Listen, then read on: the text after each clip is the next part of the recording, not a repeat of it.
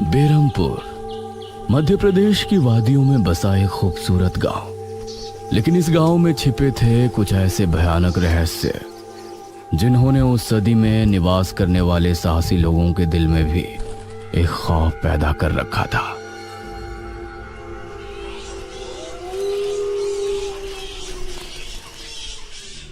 आज तो बहुत दिनों के बाद मित्रों से मिलना हो रहा है, बहुत आनंद आएगा। अरे मदन, कहाँ जा रहा है इस समय?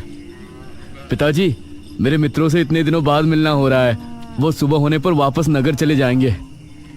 अरे तुझे पता नहीं क्या, आज शनिवार की रात है। आज के दिन निशिर मोलो गांव में घूमते हैं। पिताजी, चाहे निशिर मोलो आए या नरकासुर, मुझे आज मेरे मित्रों से मिलने से कोई नहीं रोक सकता। ठीक है, लेकिन ध्यान रहे, जैसे ही तुमको उनके कदमों की आहट सुनाई दे और उनका वो मंत्र जिसको वो दोहराते हुए आगे बढ़ते हैं, तो उन्हें बिना देखे किसी ऐसी जगह छिप जाना जहां से ना वो तुमको देख सके ना तुम उनको। और जब तक उनकी आवाज आना बंद ना हो जाए उनके सामने नहीं आना। वो 4 भयानक आदमी होते हैं जो अपने कंधों पर एक ताबूत को उठाए होते हैं, और अगर कोई उन्हें देख ले तो वो जिंदा नहीं बचता। मुझे पता है पिताजी, अब मैं चलता हूँ। यह कहकर मदन घर से निकल गया, लेकिन उसके पिता के चेहरे पर उसकी फिक्र साफ नजर आ रही थी। निशिर मोलो आ जाएंगे और साथ ले जाएंगे। ऐसा लगता है कि हमारे गांव के लोग अभी भी दूसरी सदी में जी रहे हैं। वो तेज तेज कदमों के साथ आगे बढ़ रहा था। कुछ देर बाद उसे जंगल की तरफ एक पगडंडी वाला रास्ता नजर आया। यहां से जाऊंगा तो जल्दी पहुंच जाऊंगा, यहीं से आगे बढ़ता हूँ। बिना ज्यादा सोचे वो जंगल के अंदर बने उस पगडंडी वाले रास्ते पर आगे बढ़ गया।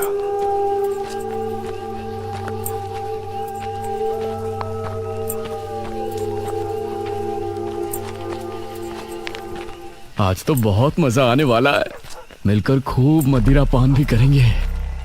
तभी उसे भारी कदमों की आहटों के साथ कुछ आवाजें सुनाई देने लगी। इन आहटों और आवाजों को सुनकर वो एकदम से चौंक पड़ा और उसकी आंखें डर से बड़ी हो गईं। हे भगवान! वो जल्दी से झाड़ियों की तरफ भागा और उनमें छिपकर बैठ गया। वो झाड़ियों की ऊंट में बैठा लंबी लंबी सांस ले रहा था। वो आवाजें अब और ज्यादा साफ होने लगी थी। उसे यकीन था कि अब वो लोग उसके करीब ही आ रहे हैं। उसने धीरे धीरे छिपकर अपनी एक आंख से उनको देखा और वो हैरान रह गया।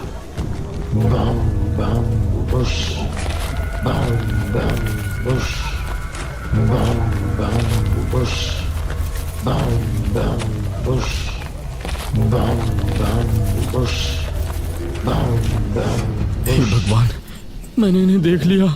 हाँ। मदन पूरी तरह से झाड़ियों में छिप गया और कुछ देर अपनी सांस तक रोके वहां छिपा रहा। फिर उसने धीरे से झांक कर देखा तो अब वो लोग कहीं नजर नहीं आ रहे थे।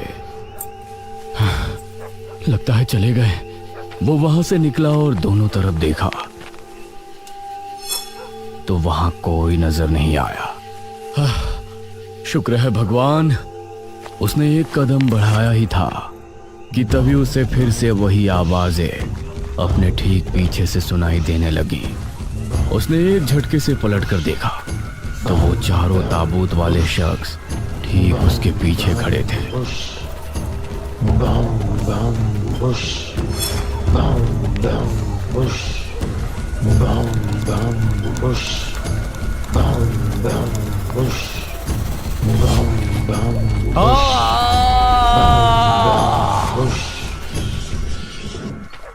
इस तरफ जब देर रात भी मदन वापस नहीं लौटा तो उसके पिता को उसकी चिंता होने लगी।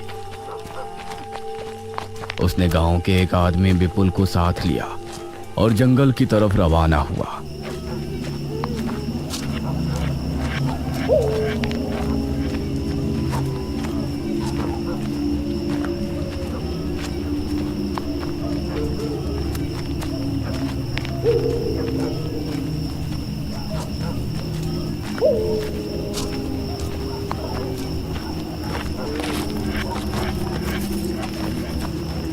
काफी देर बाद एक बरगद के पेड़ के पास जाकर उनके कदम रुक गए और आंखें खौफ से फट पड़ी। उन्होंने मदन को रहस्यमयी परिस्थिति में पाया। उसके चेहरे पर डर और आंखों में खौफ ऐसा नजर आ रहा था कि जैसे उसने हादसे से पहले बहुत ही भयानक मंजर देखा हो। मदन! 400 साल बाद अंधेरा जंगल, सुनसान रास्ता, चारों तरफ सिर्फ पेड़ पौधे और कोहरा। मेघना उनके बीच अकेली खड़ी थी। कोई है? क्या यहाँ कोई है? उसने कुछ कदम आगे बढ़ाए।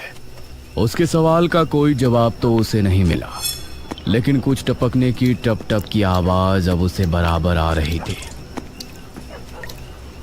मैं यहाँ क्या कर रही हूँ? कौन लाया है मुझे यहाँ पर? वो खुद को वहां पाकर बहुत परेशान थी। तभी उसने देखा कि कोई चीज उड़ती हुई उसी की तरफ आ रही है। वो उसे हैरानी से देखने लगी। पास आने पर पता चला कि वो कोई विशालकाय भयानक पक्षी था। बचाओ! मेघना उससे बुरी तरह से डरकर भागने लगी और वो उसका पीछा कर रहा था। मेघना ने उसे पीछे पलटकर देखा तो वो उसको पकड़ने ही वाला था, लेकिन तभी मेघना एक पेड़ से टकराई। उसने देखा कि उस पेड़ से हरे रंग का पानी टपक कर नीचे गिर रहा था। मेघना उस हरे पानी को गौर से देख रही थी। तभी अरे ओ मेघना, उठ जा यार, कब तक सोएगी? मेघना आंखें मलते हुए नींद से जागी। उसने देखा कि सुबह के 9 बज चुके थे। ओह शिट, हम तो लेट हो गए। तूने मुझे उठाया क्यों नहीं? मेघना अपनी एक पार्टनर इशिता के साथ दिल्ली में रह रही थी, जहां वो एक लैब में काम किया करती थी। दोनों ने साथ नाश्ता किया और फिर तैयार होकर अपनी लैब के लिए निकल गई।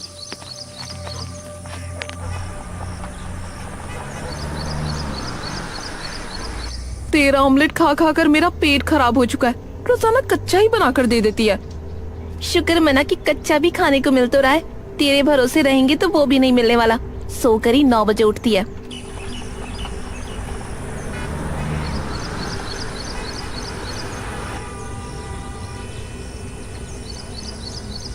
ये दोनों लैब में पहुंची और वहां जाते ही इशिता के पास प्रोफेसर जयदेव की कॉल आई।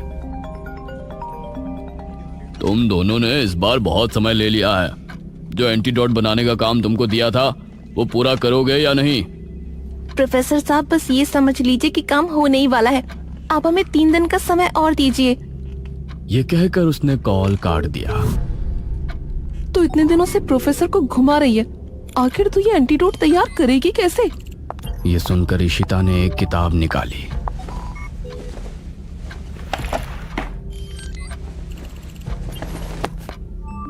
यार देख ये किताब, इसमें बहुत से ऐसे लिक्विड के बारे में लिखा है जिनकी कहानी पुरानी दंत कथाओं और लोक कथाओं से जुड़ी है। तो तू कहना क्या चाहती है? मुझे इस किताब में बहुत ही अनोखे लिक्विड के बारे में पता चला है, जिसे मृत्युंजय अमृत कहते हैं। हम उस लिक्विड का टेस्ट करेंगे और अगर वो हमारे काम का निकला तो उसे यूज भी कर सकते हैं। मृत्युंजय अमृत? देख, मैं तेरे साथ कहीं नहीं जाने वाली हूँ। ये सब बातें बकवास होती हैं। अरे देख तो सही, इस पेड़ से हर पूर्णमासी की रात ये हरा लिक्विड टपकता है। तभी मेघना ने देखा कि उस पन्ने पर किसी मृत्युंजय अमृत के बारे में लिखा था और उसमें ठीक वही पेड़ दिखाया गया था जो मेघना रोजाना अपने सपने में देखा करती थी। मतलब उस हरे पानी की बात ही इस किताब में लिखी थी। हे भगवान, क्यों हिला डाला ना, है ना इंटरेस्टिंग? मेघना ने कुछ सोचा और फिर जवाब दिया, हाँ तो हम दोनों कल ही बीरमपुर गांव के लिए निकलते हैं।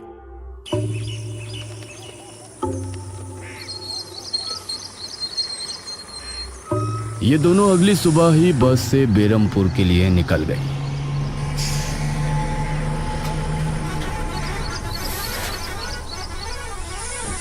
वैसे एक बात बता, तू मेरे साथ वहां जाने के लिए एक ही बार में कैसे राजी हो गई? मेघना ने सच को छिपाते हुए कहा, ऐसी अनोखी चीज देखने के बाद भला कौन नहीं होगा जो इसको देखना नहीं चाहेगा? ओहो, ये हुई ना बात। मैंने तुझे पार्टनर बनाकर कोई गलती नहीं की।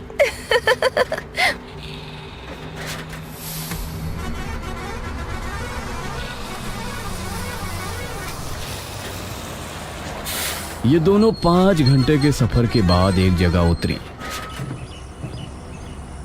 इनके ठीक सामने एक बड़ा सा गेट था जिस पर नाम लिखा था बेरमपुर। इशिता और मेघना ने जैसे ही गेट के अंदर कदम रखा तो अचानक से मौसम बदला। सूरज मानो बादलों के पीछे छिप गया और एक हवा अपने साथ आंधी ले आई। अरे वाह, गांव का मौसम तो बहुत ठंडा है। इधर गांव के लोग भी अचानक बदलते मौसम को देखकर हैरान रह गए। अरे ये क्या, अभी तक तो काफी गर्मी थी, ये अचानक आंधी कहां से आ गई? मुखिया जी, लगता है बारिश भी जरूर आएगी। इधर मेघना और इशिता दोनों ही गांव की तरफ बढ़ रही थी। यार, ये गांव के लोग ठीक तो होंगे ना? गांव के लोग तो ठीक ही होते हैं, अजीब तो हम शहर वाले होते हैं। ये बात तो तूने बिल्कुल पते की कही। इशिता और मेघना दोनों गांव के चौक पर पहुंची। वहां एक कुआं भी था और वहीं मुखिया भी 2 आदमियों के साथ खड़ा था। अरे बच्चियों, तुम दोनों कौन हो? अब नमस्ते जी, मेरा नाम इशिता है और ये है मेरी दोस्त मेघना। अच्छा बेटा, वैसे हमारे गांव में किस वजह से आना हुआ? वो असल में वो अंकल, हम लोगों को अपनी स्टडी के लिए 5 गांवों के बारे में लिखना है, इसलिए हम लोग यहाँ आए हैं। इसके बाद और 4 गांवों में जाएंगे। ओह अच्छा, फिर तो ठीक है बच्चों, हम तुम्हारी जितनी हो सके उतनी मदद करेंगे। जी अंकल, क्या हमें यहाँ कुछ दिन के लिए रहने के लिए कोई घर मिलेगा किराए पर? अरे बच्चों, तुमको किराए की घर की क्या जरूरत है? तुम दोनों जब तक चाहो मेरे ही घर में रह सकती हो। ठकुराइन वैसे भी लड़कियों से बहुत प्यार करती है। जी शुक्रिया अंकल।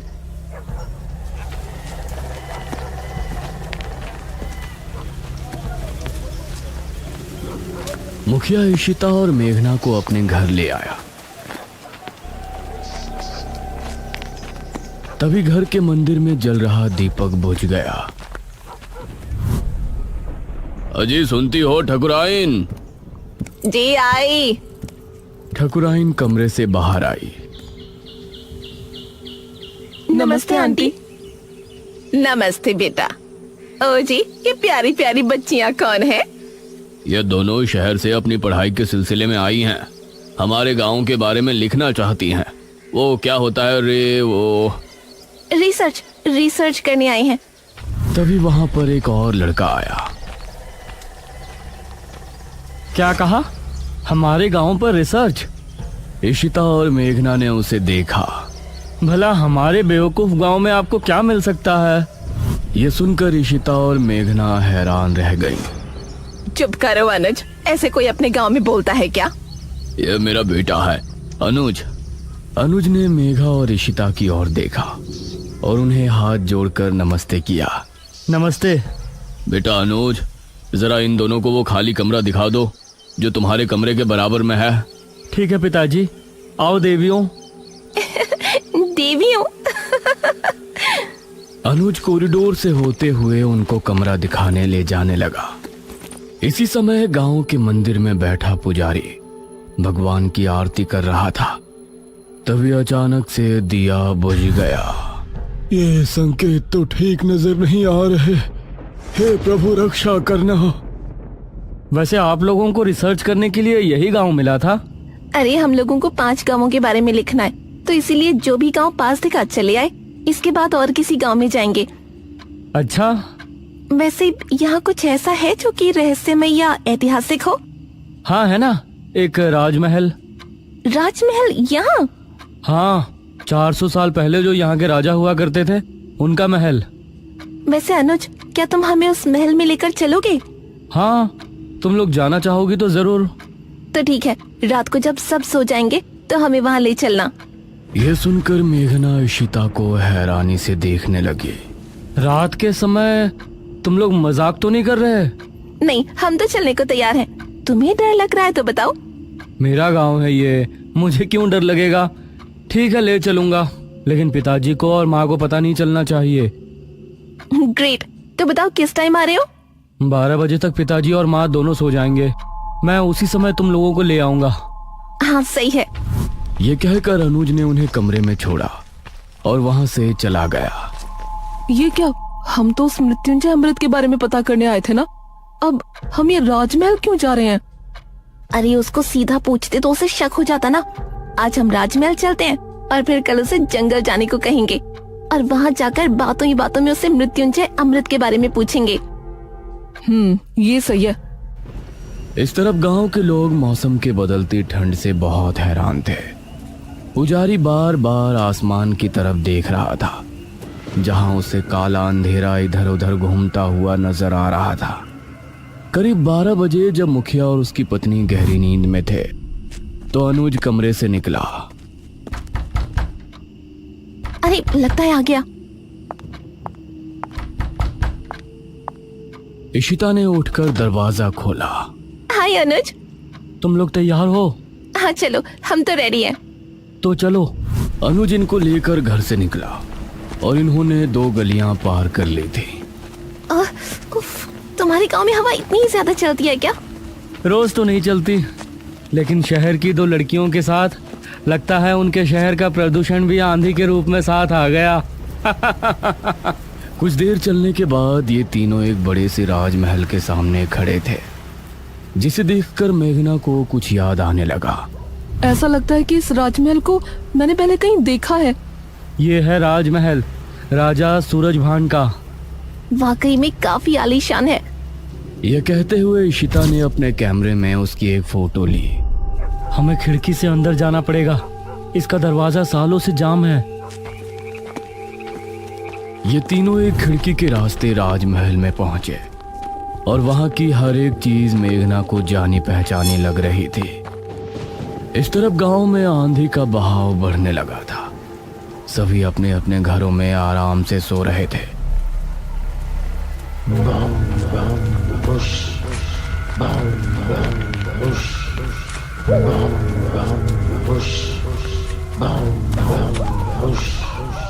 अरे ये आवाज तो निशिरमोलो। गांव के सभी लोगों के दिलों में खौफ उतर आया। उसी समय मुखिया के कमरे में गांव का पुजारी हड़बड़ाता हुआ पहुंचा। मुखिया जी उठिए। मुखिया चौंकता हुआ नींद से जागा। क्या हुआ पुजारी जी, इतनी रात में आप? गांव में निशीर मोलो की आवाज गूंज रही है, सब बहुत डरे हुए हैं। पुजारी जी, ये कैसे हो सकता है? निशीर मोलो यहाँ कैसे आ सकते हैं? वो तो कई सालों पहले सो गए थे। जरूर कुछ ऐसा हुआ है जिससे वो जाग उठे थे। हमारा मन बहुत विचलित हो रहा है। गांव के सभी लोग अपने अपने घरों में जाग चुके थे और डरे बैठे थे। यह आवाज सभी के दिलों में खौफ पैदा कर रही थी। मेघना, इशिता और अनुज तीनों इस बात से बेखबर राजमहल में घूम रहे थे। ये कैसी आवाज है? हाँ, मैंने भी सुनी। ऐसा लग रहा था कि कोई सिपाही भारी जूतों के साथ गलियारे में चहलकदमी कर रहा है, लेकिन दूर दूर तक कोई नजर नहीं आ रहा था। उसी समय गांव के 2 आदमी संपत और कप्ता जंगल की सरहद पर बैठे हुए जुआ खेल रहे थे। अरे संपत यार, चल घर चलते हैं, अब बहुत समय हो गया। ओहो, अब तू हार रहा है तो घर चलते हैं। अरे चुपचाप पूरी बाजी खेल, इससे पहले तो मैं तुझे जाने नहीं दूंगा। हाँ। यह सुनकर कप्ता फिर से उसके साथ पत्ते बांटने लगा।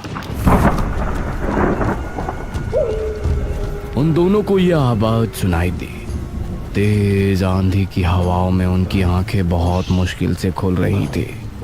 उन दोनों ने देखा कि सामने से 4 आदमी अपने कंधों पर एक ताबूत उठाए मंत्र पढ़ते हुए चले आ रहे हैं। संपत और कप्ता इससे पहले कुछ करते, वो चारों आकर उनके सामने रुक गए। हवा का रुख थोड़ा कम हुआ। वो चारों अपनी लाल चमकती आंखों से संपत और कप्ता को घूर रहे थे। इधर इशिता, मेघना और अनुज को एक दरवाजा खुलने की तेज आवाज सुनाई दी और वो चौंक पड़े। न जाने उस दरवाजे से कौन निकला जिसको देखकर ये तीनों चौंक पड़े। वहीं संपत और कप्ता के सामने खड़े वो चारों शख्स जो कि निशूर मोलो थे। उनके कंधों पर रखा ताबूत खुल गया और उसके खुलते ही संपत और कप्ता की चीख पूरे गांव के लोगों ने सुनी, जिसे सुनकर सभी गांव के लोग डर गए। ये किसकी चीख थी जी? निशिर मोलो, ये चीख किसी अनहोनी की संकेत थी। निशिर मोलो आखिर कौन है? क्या है मृत्युंजय अमृत? और क्या संबंध है मेघना का इन सब से? इन सभी सवालों के जवाब जानने के लिए हमारे साथ जुड़े रहिए इस कहानी के अगले भाग में भी।